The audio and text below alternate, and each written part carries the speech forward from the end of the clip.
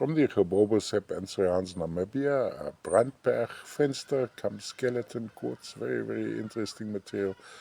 Pocket specific, earlier on this century, a pocket with smaller skeleton Fenster crystals, usually sitting on a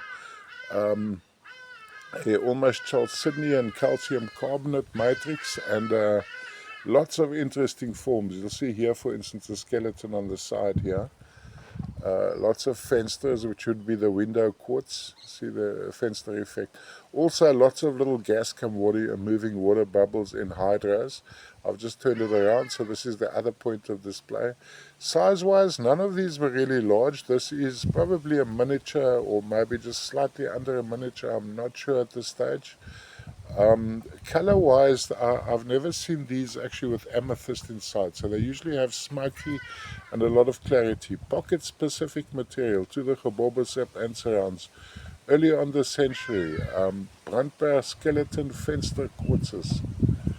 Lovely, lovely, and high luster, of course, as one would expect.